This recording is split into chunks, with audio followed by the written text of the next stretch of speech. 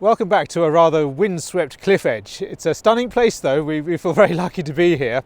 The scene is amazing, isn't that fantastic? What a great scene. I don't think I've ever painted in such an amazing location before. It really is super. The sun is out, which is really great. It's quite cold. We've got our gloves on again, we've got our woolly hats on again, but we've also got the sun out, which is such a relief. I think if the sun wasn't out, we'd both be freezing. Okay, so here we are. Here's my drawing. I don't know whether you can see that. It's always difficult to see the drawing of it. I'm looking again to my left at right angles to the scene because of the way the light is. I'm going to start at the top of the page again with some cobalt blue. The sun is out and the sky is pretty blue up there. So I'm just trying to work out the skies. There's a few clouds here. So maybe I'll start at, I'll start it with the top of the sky. Again, trying to work out what to do, what my plan of attack is. I'm so pleased with my light shade. That's really worked out well. Right, let's start putting in the clouds. All the way along. It's an interesting scene. And my drawing is not perfectly photographic, because what I try to do really is to sort of dramatize the painting, I'd say. So I'm not necessarily interested in just having it perfect. I'm sort of trying to make a slightly wider scene so that I can fit things in. But that's the beauty of painting. You don't have to be this photographic nature. This is the great advantage of painting, in that you can just paint and you can make up scenery a bit yourself, which is what we're going to do. So just trying to keep that wash. See how I keep the wash going at the tip? Trying to, that's a bit too much. Trying to keep that wash going so it's a smooth wash really. Just like that. There you go. So until we get to the sea, it gets a bit bluer and browner at the bottom of the sky, so maybe a bit greener too. So you can see I'm mixing some funny colours together, some viridian and brown. We're just going to keep the little bit of a brownness at the bottom. See that? It does change a bit, and there's a few clouds in the sky as well, which are that's really nice. I like that. Hopefully you can see that. It's quite a faint skyline. I quite like that. So that was a bit of brown coming into it. Right, we may as well carry on with the sea, and it's an amazing colour. It's sort of ultramarine blue and red. There's a little bit of red in it, so I won't do alizarin crimson. I'll do burnt sienna, and I'm going to wash that in there. We've got the little house here. So it's important to get your drawing done as well as you can. It's not detailed, that's not what you want. You're not looking for a detailed drawing of the water. It's more of a accurate drawing, a line drawing. So it's quite a lot of brown in the sea. It's quite surprising really. One of the great tricks that I've always found, and it took me a long time to find it, is when I paint in the sea I add red. And if you don't do that, it can make it rather bilious. That blue can be horrendous at times. So if you have trouble with blue, try adding a bit of brown.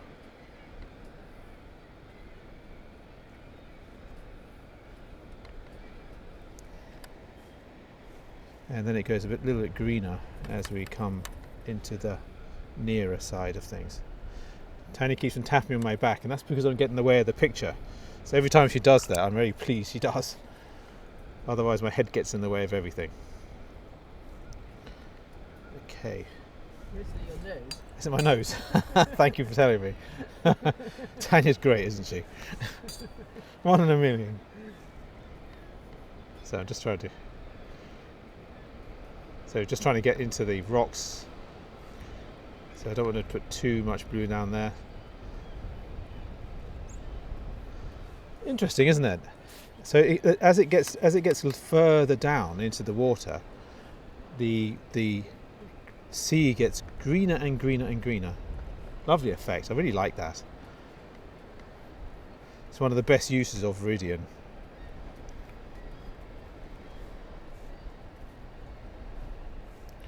Sitting this right down into the sea.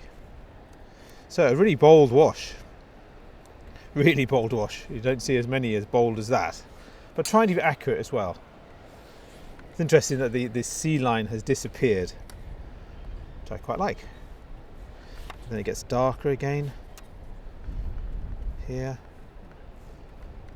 and slightly yellower now. We really are hitting a sort of different coloured water down here now.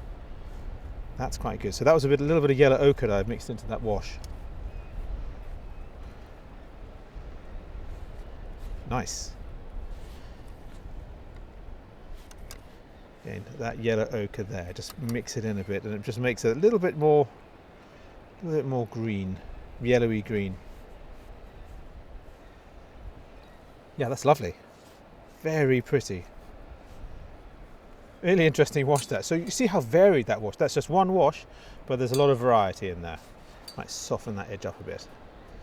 So you just sort of look around and work out what to do. I think painting is like inventing. I might have mentioned it to you the other day. It's like an inventor's process. Let's get a change of colour there again. Lots of changes of colour.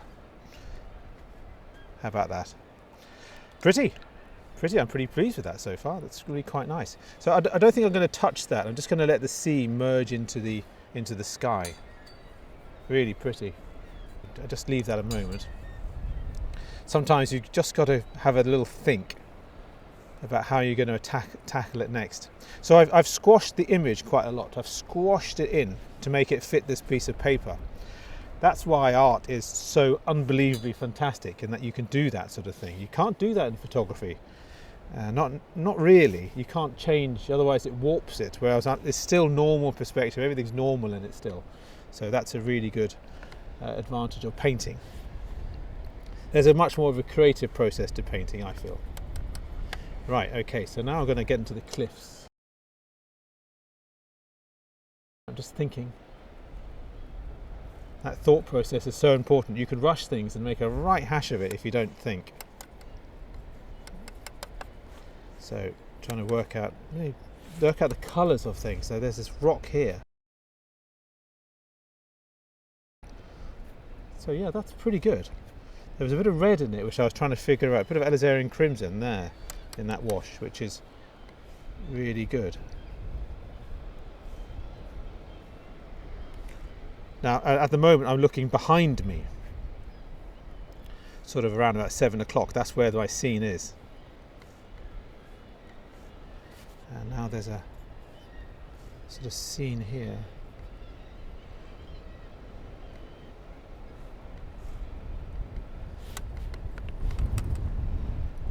Right there. There's an interesting colour rock that's spreading all the way along there. I find it interesting. And down to here too, and then it comes up. To see how I'm trying to keep it so loose, not trying to overwork it. I did a painting the other day, and I was appalled. I couldn't believe how badly I painted. I was going to put it on YouTube, and Tanya really wanted to put it on YouTube, but I just couldn't cope with it. It was like, no, it's not good. I can't show it. And it's just one of those things that sometimes it goes well and sometimes it doesn't.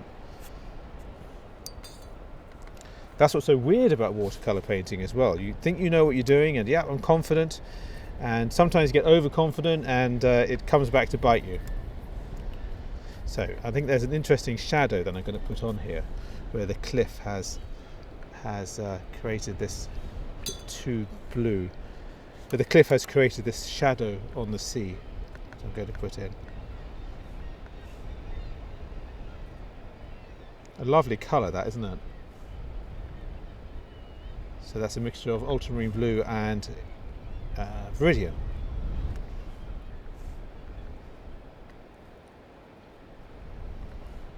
Going right into this here. How pretty is that blue? Blue or is it green? One of the two. Yeah, okay. So just keep on going, keep going. You've got to keep on going with painting, with watercolour painting. You can't really stop. One of the things you might notice with the way I paint is the speed of my brush. I don't know whether you can see, but it very rarely stops. Very rarely stops.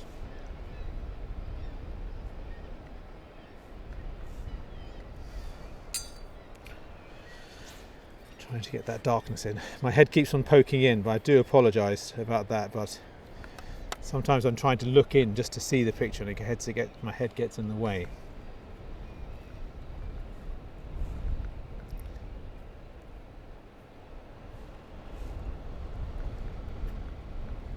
It's a bit wet to do that, so I'll go somewhere else.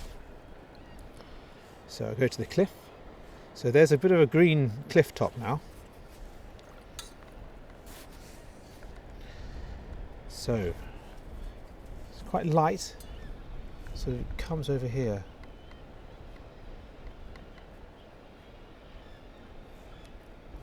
Such an incredible place, and you can hear the seagulls in the background.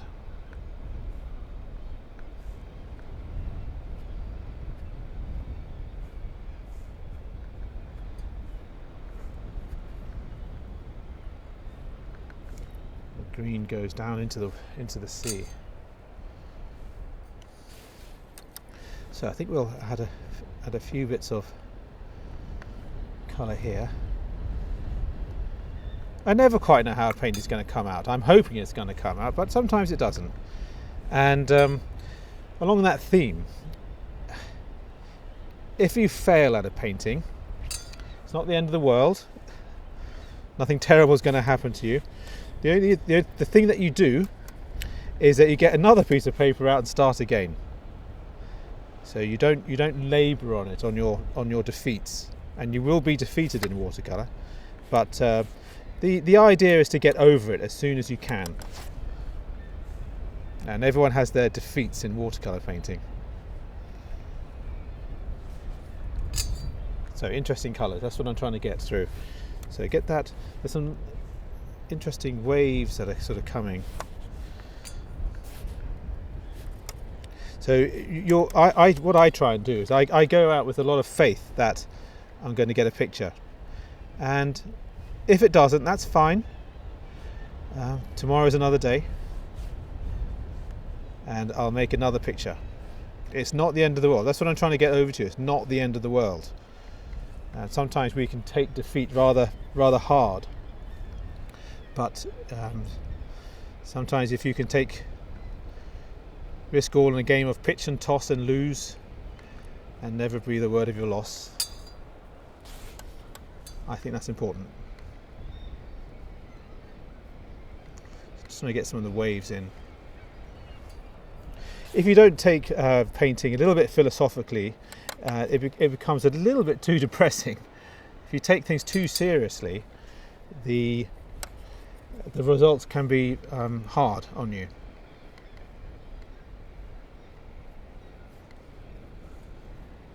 Trying to get a little bit of variation in the sea there. Trying to bring across it. Wasn't going to do that, but I thought, well, why not? I think it's worked out quite nicely. Always a bit of a risk, that one. I did take a risk doing that. But sometimes the risks are worth taking. I don't talk too much about technique in my paintings. Technique is there. It's definitely there. You need good technique. But there are other factors in painting which are just as important. Your character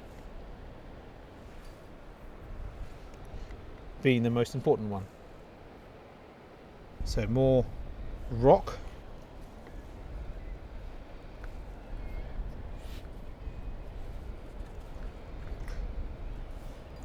Ooh, that's too dark.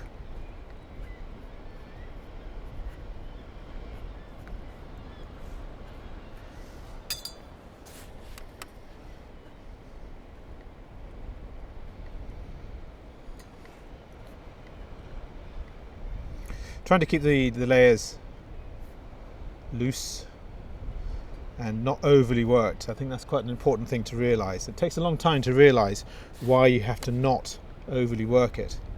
You lose that beauty and freshness of watercolour, which is the very thing you're trying to keep. So you don't want to lose that. So just going into the rocks again. There's a little bit of change of colour around here. So that's burnt umber and ultramarine blue.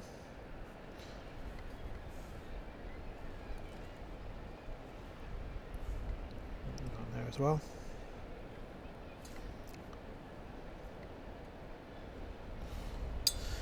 Whew. Right. Keep going, James.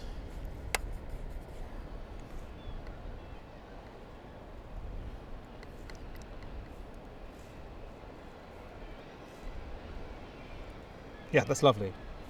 There's an interesting cave here that's been dug into the cliff face. That's quite fun.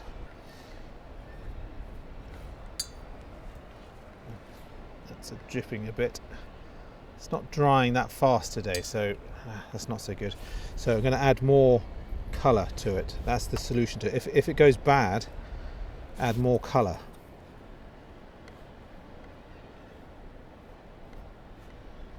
Otherwise you'll get some problems. There we go. That's okay.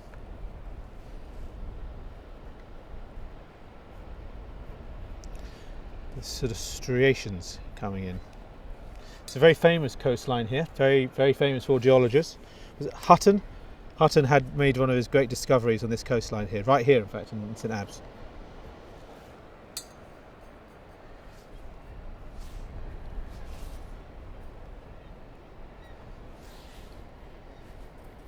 Difficult to control everything, so you just add more colour.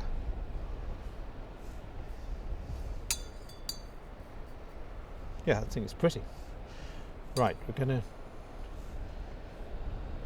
always checking to see how it's going. So as I say, I'm looking at 7 o'clock at the moment. That's where the painting is because of the location of the sun.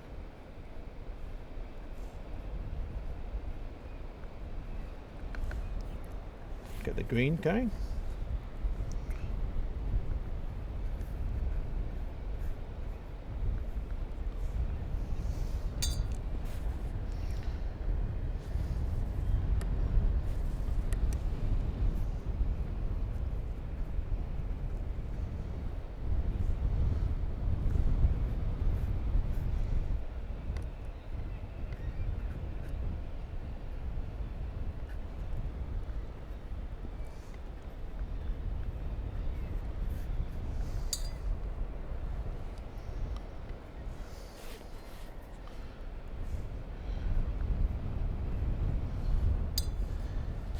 It's quite a strong wind today, so it is drying a bit, not as much as I'd like it to, but it is drying a bit.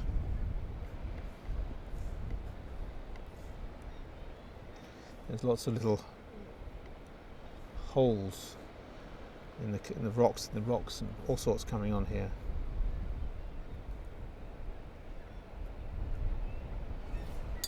Yeah, that's quite nice.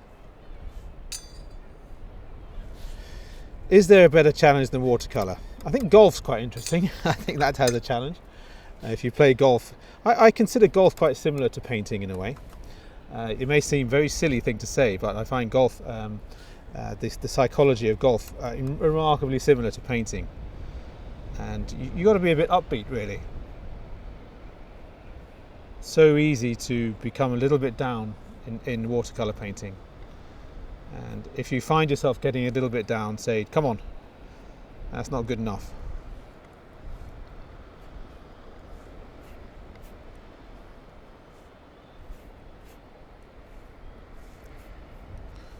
Sort of working across.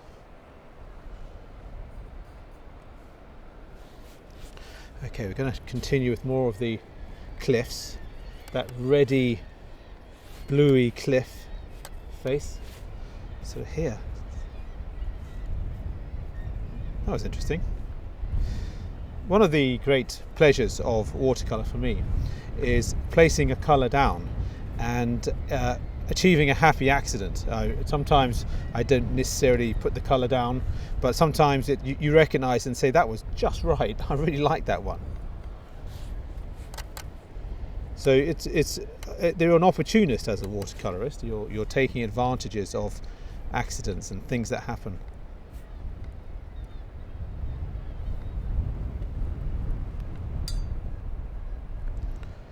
Yep.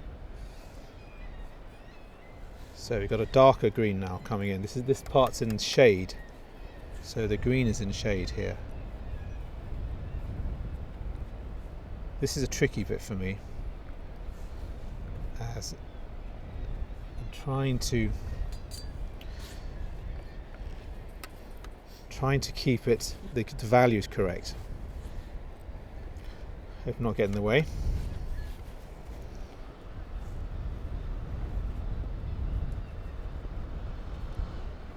Trying to keep those shadows coming in. There's a big shadow coming in there. And there's a big shadow that's gone up there as well. I mean, it's too wet. Can't do that one yet.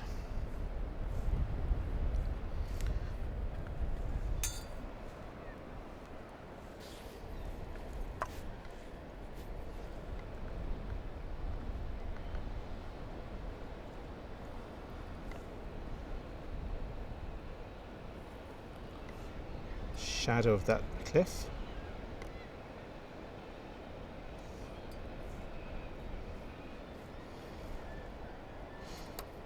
Sometimes when I'm thinking about painting, there's a movie or the series called Dad's Army, and one of the characters, one of his pet sayings was, "Don't panic, Captain Mainwaring, don't panic." And watercolour's like that, and you don't want to panic. You want to keep focused and keep concentrating.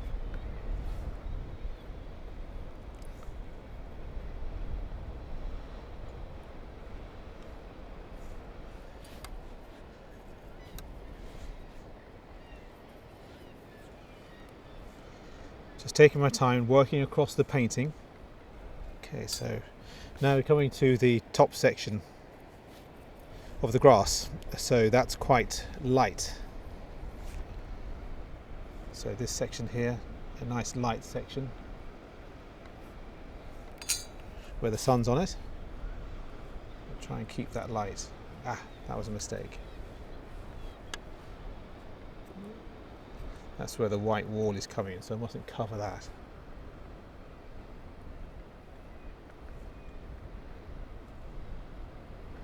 So there's a diagonal sweep of that.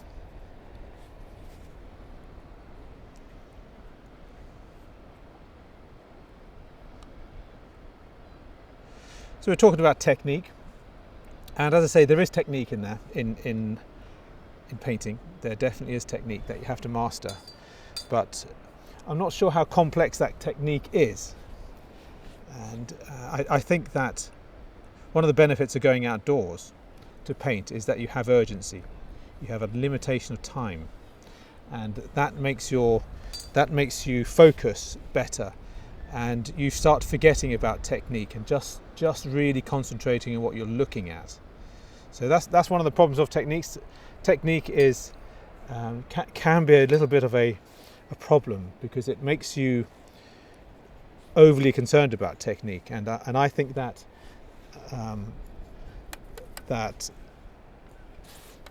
being free and painting rapidly is what you're looking for. And if you're overly concerned with technique, it makes that very difficult. It makes you I want to be a free spirit as an artist. I don't want to be somebody who is constrained.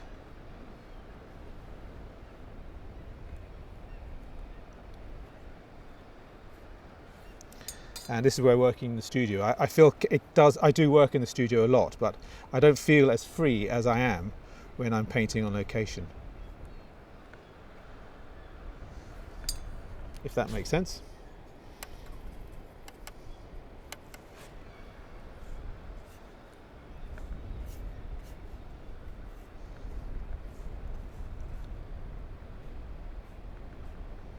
And that's the shade of the hill coming in.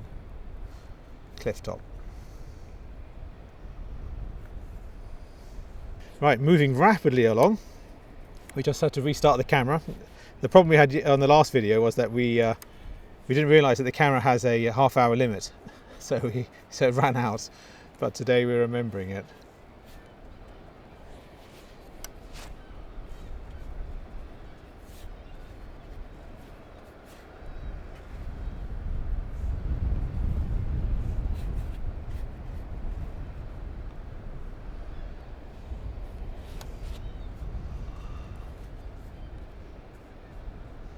Trying to get those little white bits as we're in the shade here.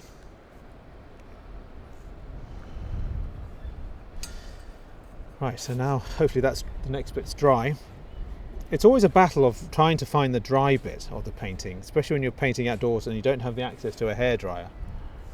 So it's really interesting, another little cave here, which wanders up here to the gorge. On there as well. So just across the base. You see, I'm struggling with how wet things are. It's unfortunate, but that's the way it is, and you just have to accept that and find a technique, a way of dealing with it.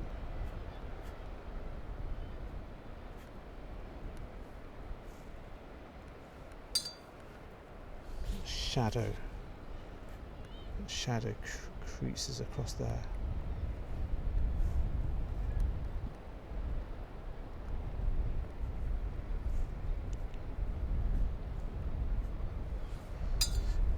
Yeah.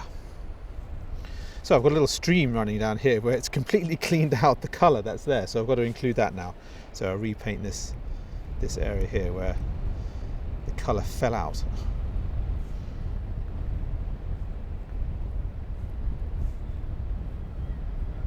It's darker in the sea around here as well because of the shadow. Maybe introduce a bit more colour, a bit more blue to it.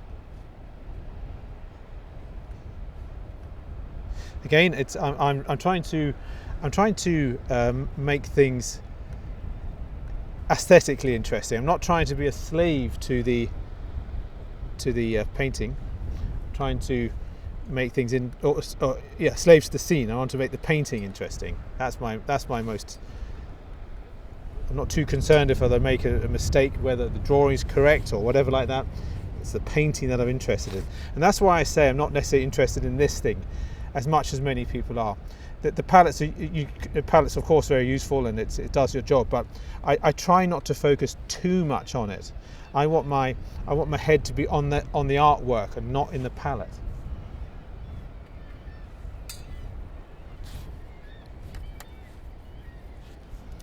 Very interesting colours.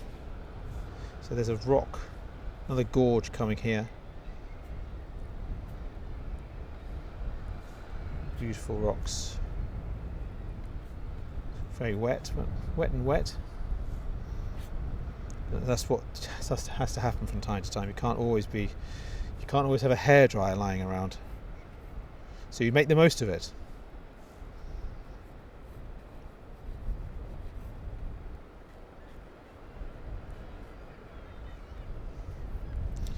So that's nice. I really like that bit there. Sun is moving around here, so hopefully it's not going to affect the video too much. Okay, so I'm going to go back to the other side now and I'm going to paint in some of the shadows. Some really interesting shadows here.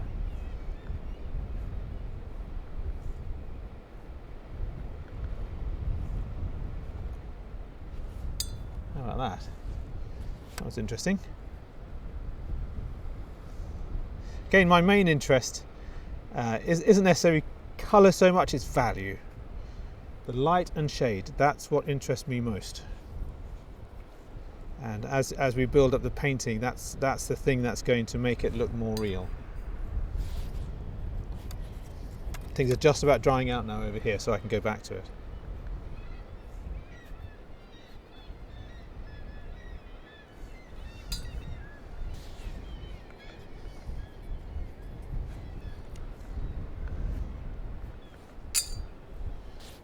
The cliffs striate There's definitely been turned, the layers have been turned vertically.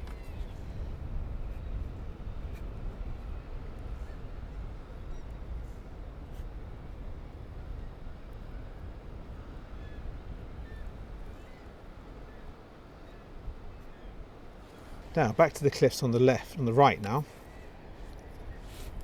So we're cracking on with it. Now we've got these cliffs coming in. Interesting colours.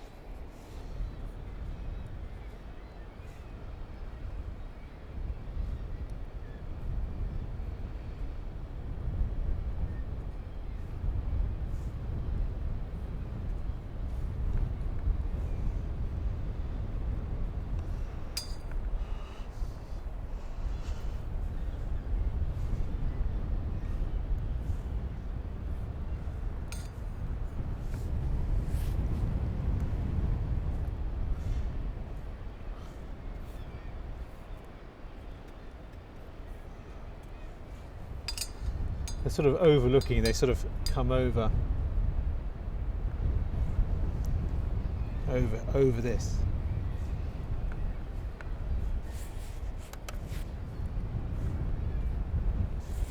Let's get some really dark colours now, so that's really dark, this section.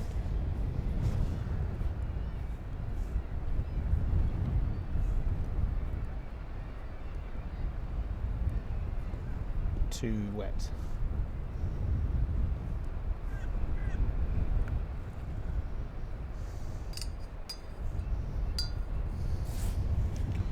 So there's light coming in above here. So I've sort of worked from left to right in this painting, which is, I don't normally do that actually. I normally work in most places, but today it's different somehow.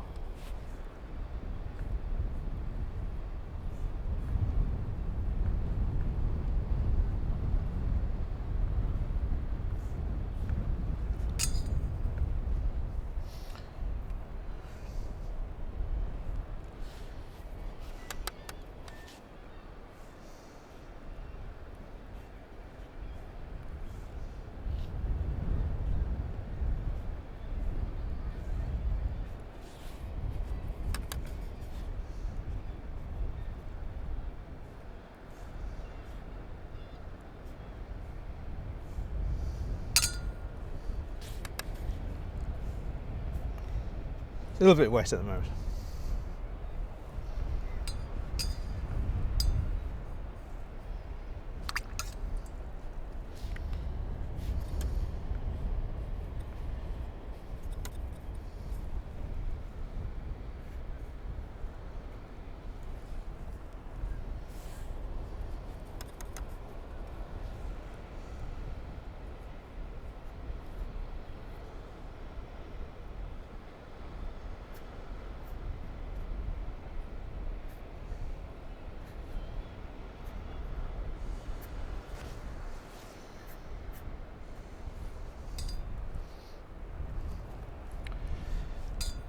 Interesting, it's an interesting mass of colour, really interesting. There's no real shape to it, there's no real colour to it, and that's what makes it quite a tricky scene. There's more grass coming down.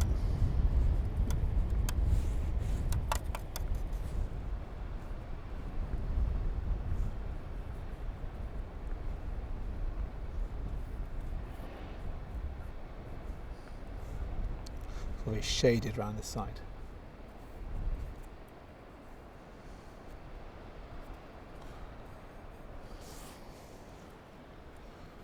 The grass at the top. It's quite a big painting, this one. I think it's 20 by 15 inches. So good size.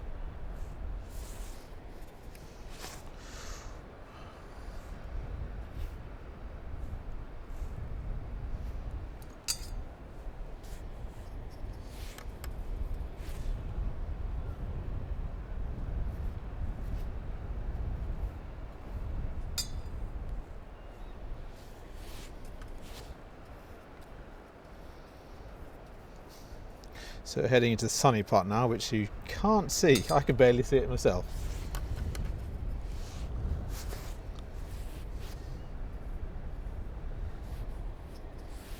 Alizarin crimson's coming into this bottom right hand scene of shade.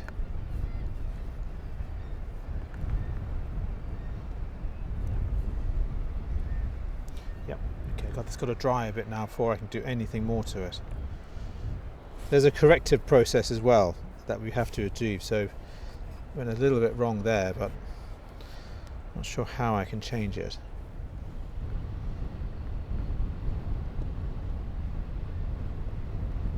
Maybe.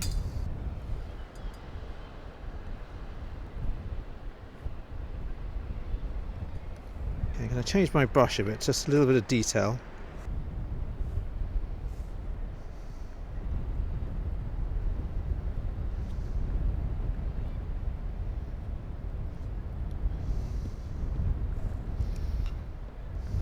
On the side of the brush just to get a little bit of detail in. So just to try and show a few rocks at the bottom there. Right, so I'm going to try and tackle the lighthouses now, and it's an interesting, there's a blueness coming into the shady part at the top, and then it becomes very white, and it grades very quickly. So I just want to clean my brush and get that sort of fading in like that. That's good. Then the next one's a little bit yellower. This back one. Trying to get the top of the wall in, which is white.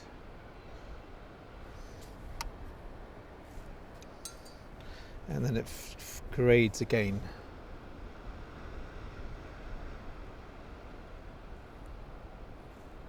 Okay, that's pretty good. Maybe that's a bit too... So this is the only bit of detail that I'm going to put on the painting. Great, and then it goes... It's a blue colour.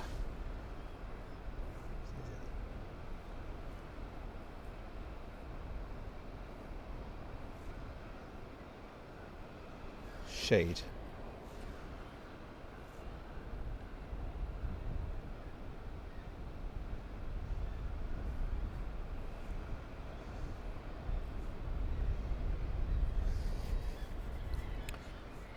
And the wall runs up.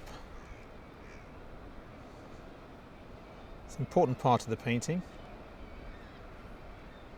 That's what it's all about, really.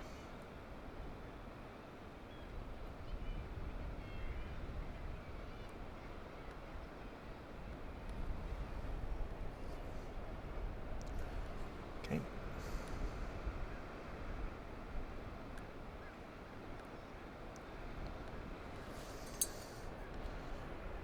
Okay, so now a bit of yellow. Not really much of a detail painter, but these sort of moments require the detail.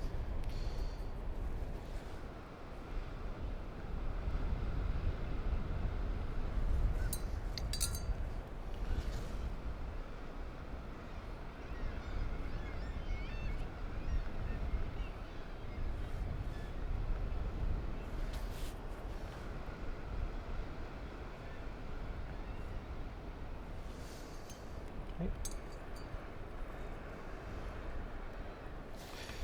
So then to the top of it, so it's going to be, there's a black in it, so I use my normal black colours, which are ultramarine blue and burnt umber. So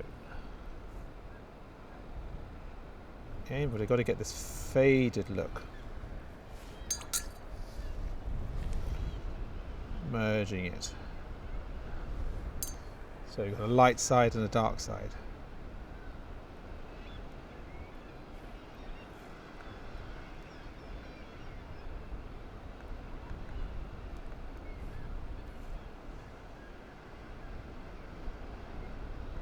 It's pretty detailed for me.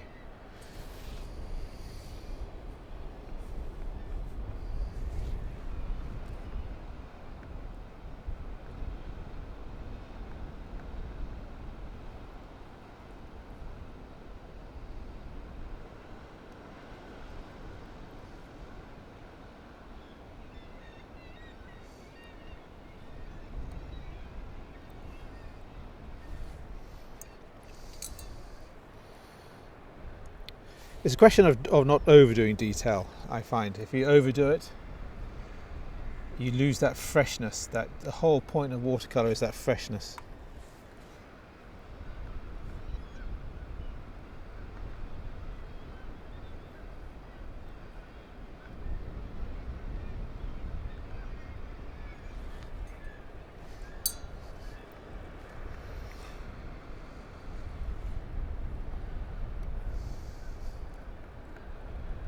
Okay.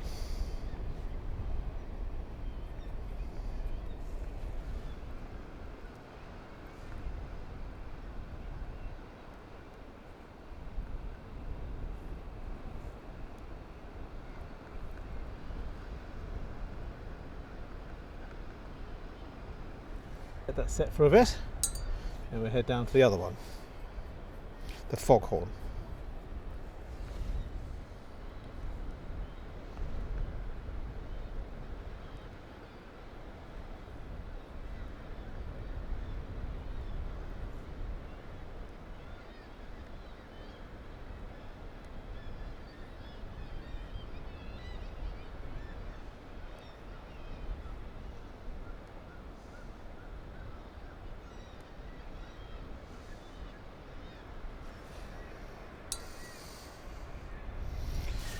Just let that dry for a bit, trying to get the scene right. Okay, so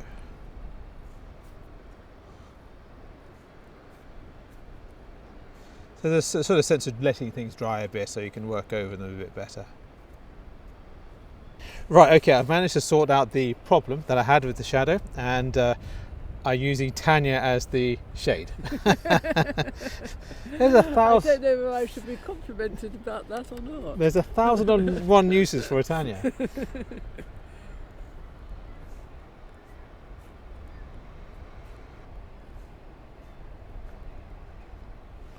I think that's fine now, Tanya. I think you've done your Thank job. you. Well done. You make a good sun shield. So I'm going to go up into the top right just to get these buildings in. So this is just a little bit of ultramarine blue and maybe a little bit of Alzarian crimson. That's what I'm working on here. That's going to be the shades of these houses.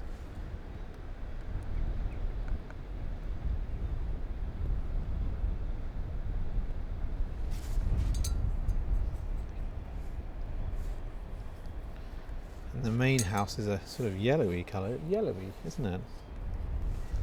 So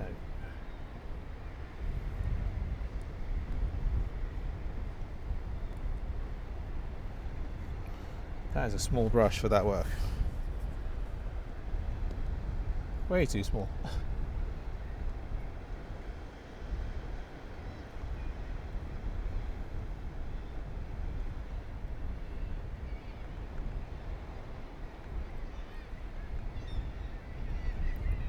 Let that dry for a bit at the top, and I'm going to head back to the main lighthouse and hope I don't make a mess of it. Just with a little bit of detail.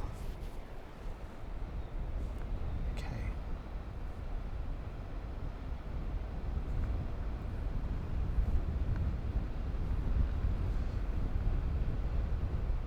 Be bold.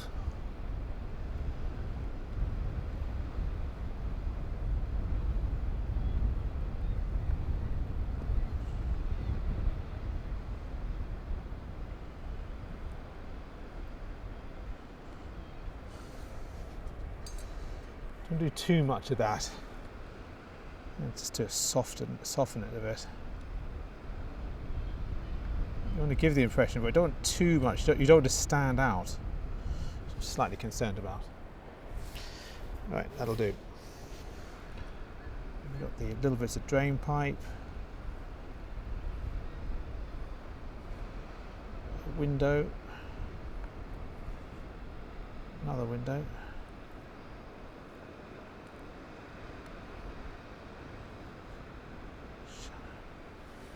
Now the other one. So a window, drain pipe,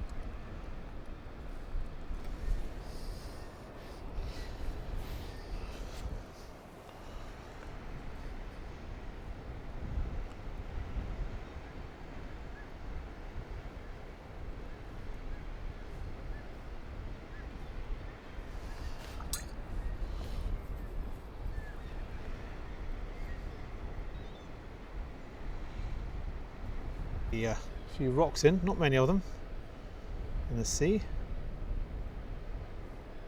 This one. Another one was in there. Quite a dry brush really. The tide's come up. There were more.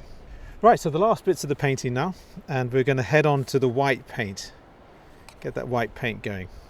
So I've changed my brush. I've got this brush, which is an oil painting brush really, because I find the white paint is so thick that you need a thick brush, a strong brush to put it on.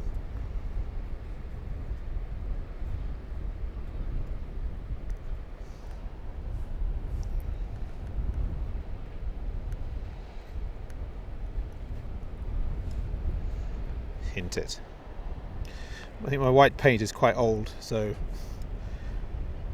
it's sort of gone even thicker than normal.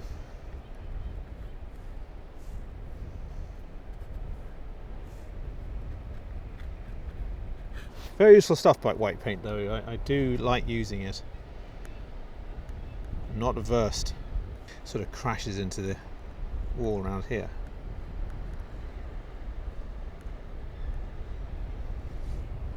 With the top of the horn, just to give it that sort of shape.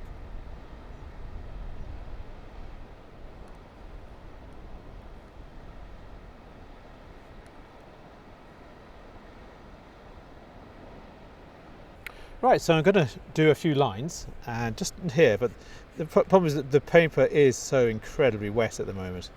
But that's one of the advantages of these Conte pencils, because they do actually sketch on wet paper. It's one of the few things that actually do that. Not going to put much on.